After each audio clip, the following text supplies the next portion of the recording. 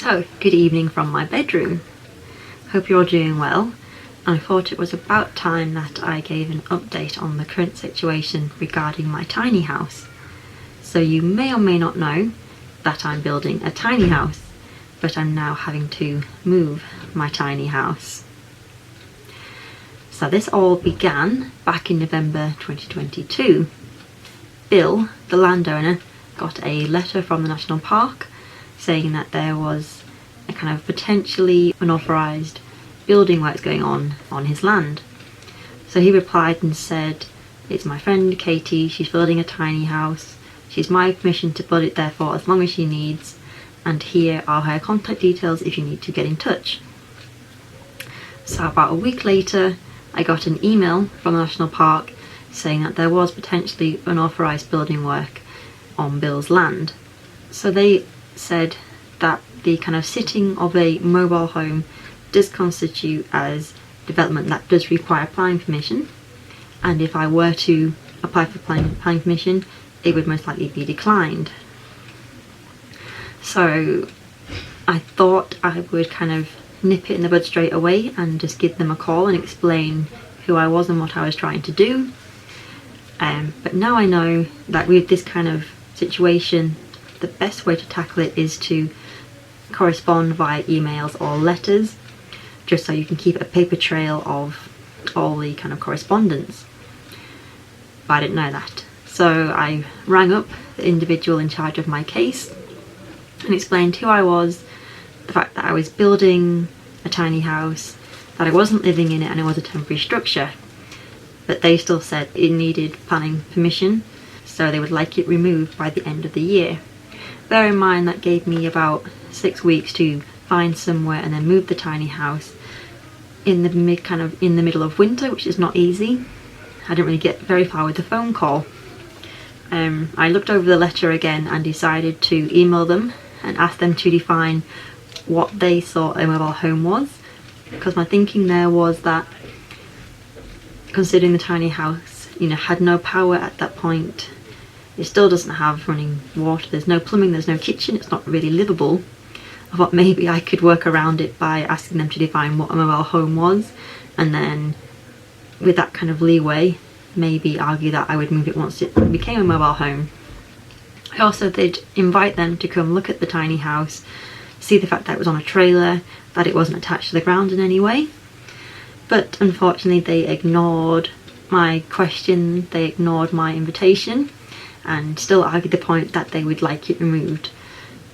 At this point I was very, downhearted, and I honestly didn't really know what to do.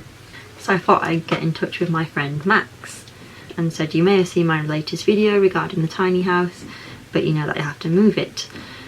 What would you do if you were me?" And I basically asked for kind of any help, and he helped me draft an email to respond to the national park. So this goes on for a couple of weeks as we kind of send emails back and forth, kind of arguing various points about the tiny house, and then everything goes quiet for a week or so, and we think maybe they've given up and they're allowing me to keep the tiny house where it is. But then just before Christmas they drop an email basically saying we would still like to see the tiny house removed by the end of January, if not they will start some kind of enforcement action, which was quite a bummer to receive before Christmas. So in the new year we kind of took a different angle. So knowing that the tiny house couldn't stay there no matter what, we thought we would buy time, and we would kind of aim for the Easter to try and buy me 4 months in which to find somewhere to move the tiny house. So we did just that and got the tiny house to stay where it is on Bill's land until the end of April.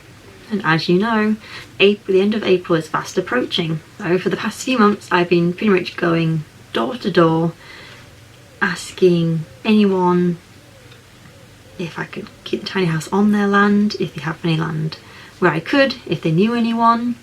There are a few people that were open to the idea, but unfortunately their land was hilly, so they didn't have anywhere for the tiny house.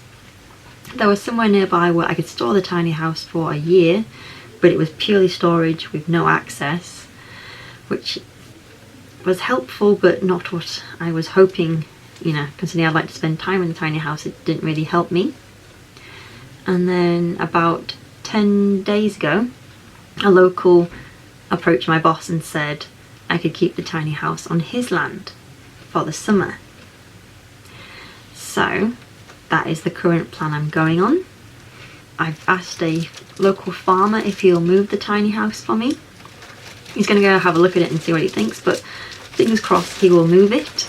And then in a week or so's time, hopefully I'll be moving the tiny house, which is seems quite crazy to say considering it's been there for 2 years now. The kind of unoptimistic side of me thinks that what if the brakes have seized or the wheels have seized or something. So long story short, I have found somewhere for the tiny house for the next 4 months. Come the 1st of September it will have to be moved elsewhere, but at least I found somewhere for the summer. So that is a roundup of the tiny house's goings on at the moment. I obviously haven't been doing much work on it at the moment, just because I've been busy with my job, and just finding somewhere to put the tiny house has kind of taken my attention away from doing the building work on it at the moment. Hopefully that will resume once it's in its new location. And thank you all for watching my tiny house journey so far. The next tiny house video will be me probably preparing the tiny house to move, because obviously I'm going to have to take down the wall in front of it, I'm going to put the wheels back on, and I'm going to have to make it ready for travel. So I hope that was the tiny house update in a nutshell.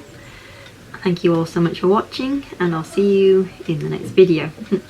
Take care.